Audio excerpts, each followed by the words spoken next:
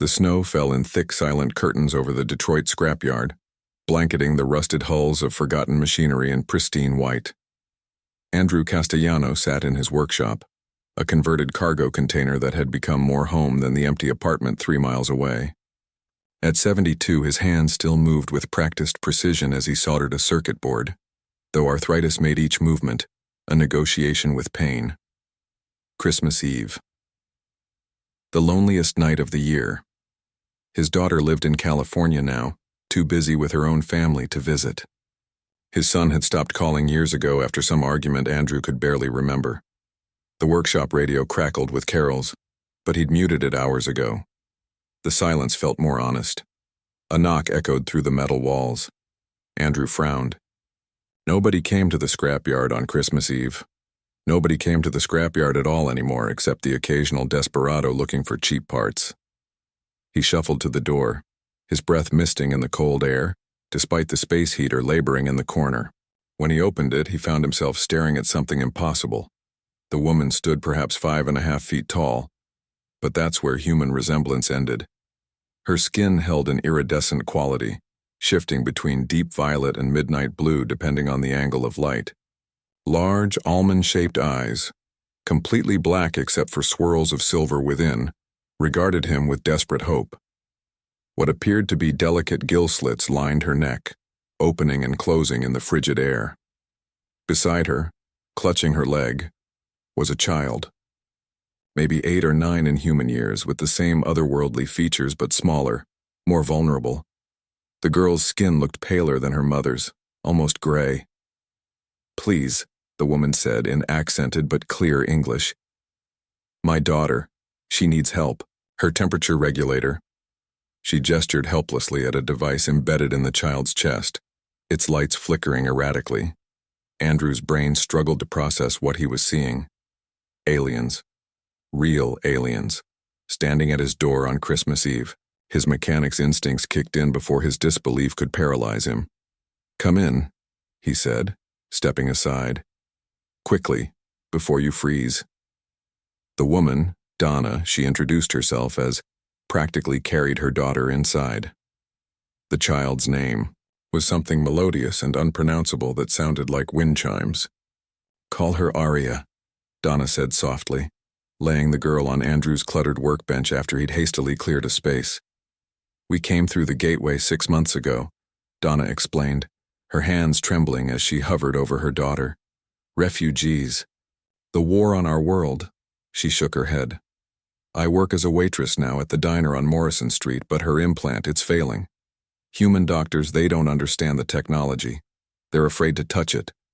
Andrew bent over the child, studying the device. It was like nothing he'd ever seen, organic and mechanical simultaneously, pulsing in rhythm with the girl's breathing.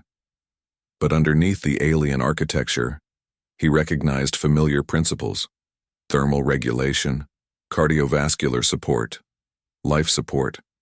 "I'm just a mechanic," he said quietly. "I work on Earth machines, cars, refrigerators, old computers." "Please," Donna's voice cracked. "You're the 5th person I've asked tonight. Everyone else slammed their doors. You're my last hope." Andrew looked at the child, at Aria. Her eyes were half closed, her breathing shallow. Those silver swirls in her black eyes had dimmed to barely visible glimmers. He thought of his own grandchildren in California, whom he'd only met twice. He thought of all the Christmases spent, alone, tinkering with machines because machines were simpler than people, more predictable than family.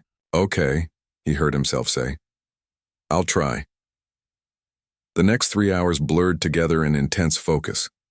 Andrew worked with a jeweler's loupe and his finest tools, Donna standing beside him, explaining the implant's alien specifications in between anxious prayers in her native language. The device operated on principles that bent human physics, but Andrew discovered that curiosity and desperation could bridge incredible gaps. He rerouted failing power cells. He replaced corroded connectors with human alternatives that somehow, miraculously, interfaced with the alien technology. He used thermal paste designed for Earth computer processors to improve heat distribution. It shouldn't have worked. By all rights, it was like trying to repair a smartphone with steam engine parts. But Andrew Castellano had spent 50 years making impossible repairs in this scrapyard. He'd kept vehicles running that should have died decades ago. He understood something fundamental.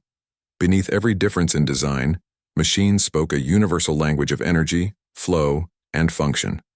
At 11:47 p.m., the implant's lights stabilized to a steady blue glow. Arya's eyes opened fully. The silver swirls brightened like stars coming out at dusk. She sat up slowly, looked at her mother, then smiled, an expression of pure relief and joy that transcended species. Donna sobbed, pulling her daughter into her arms. When she looked at Andrew, her own eyes shimmered with tears. "Thank you," she whispered. "Thank you." Andrew found his own eyes stinging. You're welcome." "How much do I owe you?" Donna asked, reaching for a worn purse. "Nothing." The word came out firm. "It's Christmas. I can't." "You can and you will." Andrew managed to smile. "Consider it a gift." Donna stared at him for a long moment. Then she did something unexpected. She stepped forward and hugged him, a fierce, grateful embrace that Andrew felt in his bones. "We have nowhere to go tonight," she said quietly. "The shelter is full. We were going to sleep in my car, but—" Andrew looked at his workshop, at the space heater, at the extra blankets in the corner that he used when he worked late. "Stay," he said. "I've got hot chocolate, the real stuff, not that powdered nonsense, and I think I've got some cookies around here somewhere." As midnight approached, the three of them sat together in the warm workshop. Arya demonstrated her people's traditional Christmas greeting, a complex hand gesture that made her mother laugh. Andrew taught them how to make his grandmother's recipe for Italian hot chocolate. They talked about their worlds, their losses, their hopes. At midnight exactly, church bells rang out across the city, announcing Christmas morning. For the first time in 15 years, Andrew Castellano wasn't alone. He'd spent his life fixing broken machines. Tonight he'd fix something far more important, and in the process discovered that he himself had been repaired. Outside, the snow continued to fall, blanketing the world in white. Inside, three unlikely souls celebrated the ancient truth that Christmas had always proclaimed: that hope arrives in unexpected forms, that family is forged rather than born, and that humanity's greatest gift has always been the simple act of opening a door when someone knocks.